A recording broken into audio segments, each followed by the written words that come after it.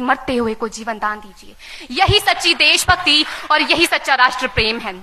ना सरकार मेरी है ना रब मेरा है, ना सरकार मेरी है ना रब मेरा है, और ना ही ये बड़ा सा नाम मेरा है। बस इतनी सी बात का गुरूर है मुझे कि मैं भारत की हूं और ये भारत मेरा है और ये भारत मेरा है।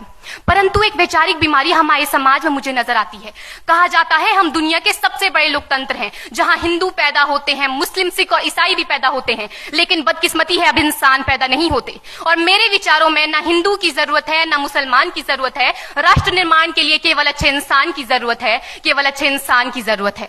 जरा सोच कर देखिए, ये पेड़ पौधे और शाखाएं भी परेशान हो जाएं अगर परिंदे भी हिंदू और मुसलमान हो जाएं।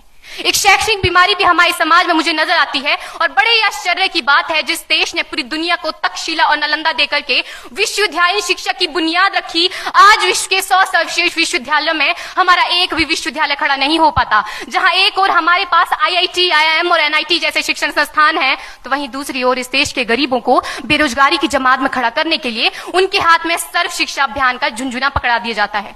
और मैं बता दूं, इस शैक्षणिक बीमारी का केवल एक कारण वो ये कि हमारे देश की शिक्षा नीति केवल 2 तरह के लोगों के लिए बनती है। पहले वो जो विद्वान हैं और दूसरे वो जो धनवान हैं।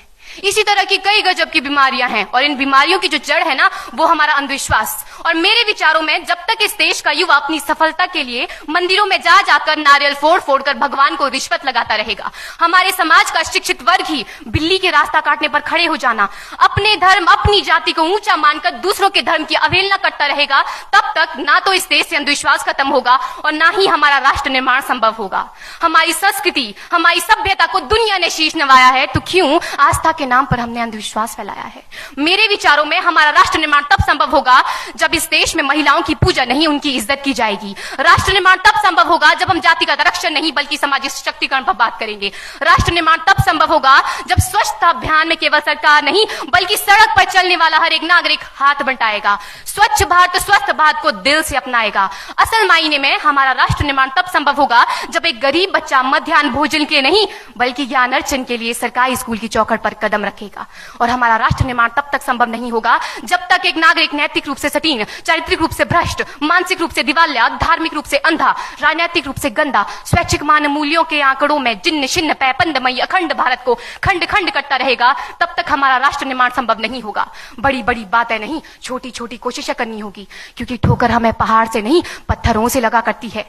I being an Indian, I being a student, I being a symbol daughter of this motherland feel proud to be an Indian। और मैं सैल्यूट करना चाहूंगी सरहद पर दिन रात हमारी रक्षा के लिए खड़े हर उस जवान को, इस देश की पुलिस, प्रशासन और किसान को, और इस देश के हर उस व्यक्ति को जो अपना काम पूरी ईमानदारी, पूरी मेहनत और पूरी लगन से करते हैं, जिनके बिना राष्ट्र निर्माण की कल्पना करना भी असंभव सा लगता है। और आज इस मंच पर पूरी जिम्मेदारी के साथ मैं भारत की बेटी ये कहती हूं कि हमारा राष्ट्र निर्माण तब संभव होगा जब हम सभी, मैं, आप, हम सब मिलकर प्रयास करेंगे, क्योंकि हमारे देश की जिम्मेदारी नहीं है हमें आगे ले जाने की, हमारी जिम्मेदारी है अपने देश को आगे ले जाने की, अपने राष्ट्र को आगे ले जाने की, अपने वतन को आगे ले जाने की।